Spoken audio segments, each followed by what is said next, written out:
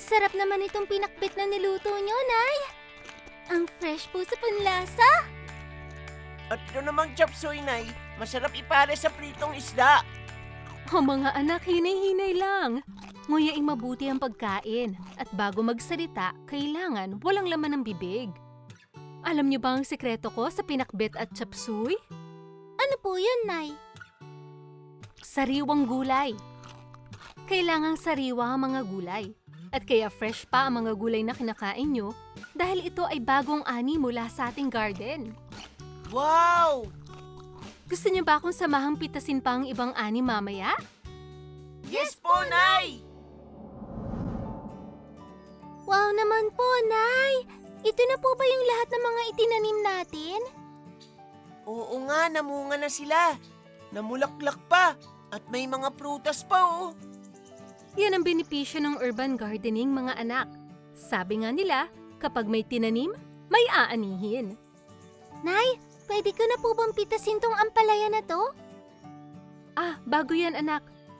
Suotin mo tong cap bilang proteksyon sa araw. Suotin mo rin tong gloves na to. Tapos, dalhin mo tong basket na paglalagyan. Meron din tayong mga gunting at gardening tools para mapadali ang pagpitas ng mga gulay.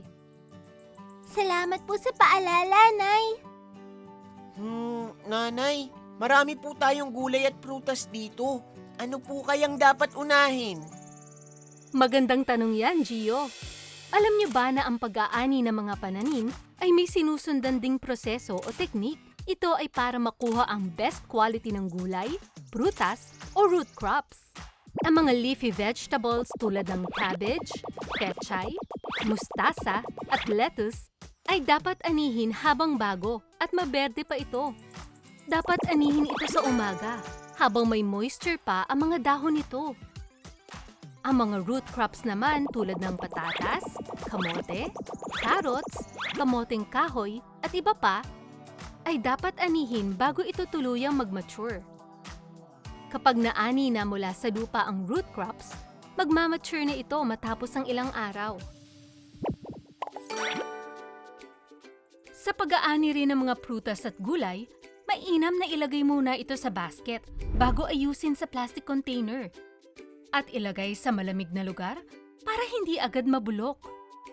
Ang galing naman po ninyo, Nanay. Kabisadong-kabisado nyo mga dapat gawin sa garden natin. Siyempre naman, dapat ay maging madiskarte tayo at maging wais.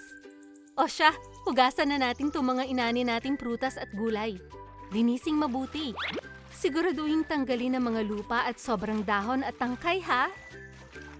Yay! Super enjoy naman po tong pag-aani ng mga halaman. Tapos tingnan nyo, Nanay, oh. Ang ganda rin pong tingnan kapag grinupo-grupo na ang ating mga ani. May mga berdeng gulay, makukulay na prutas, at naglalaki ang root crops. Nay, ano pong gagawin natin sa mga ibang gulay dito? Magandang tanong yan, anak. Bukod sa pwedeng pagkain ng mga ito, ang iba pwede nating gawing shake o healthy drink. O kaya pwede ring ibahagi sa ating mga kapitbahay para sila rin ay makakain ng healthy. Ang bait-bait niya talaga, Nay. Sa inyo po talaga kami nagmana. Binibiro mo naman ako, Sasa. O siya, tara na. Pumasok na tayo sa loob at magmerienda. Magluluto ako ng masarap na kamote Q. Nay, tutulong po ako sa pagluluto. Ako rin po.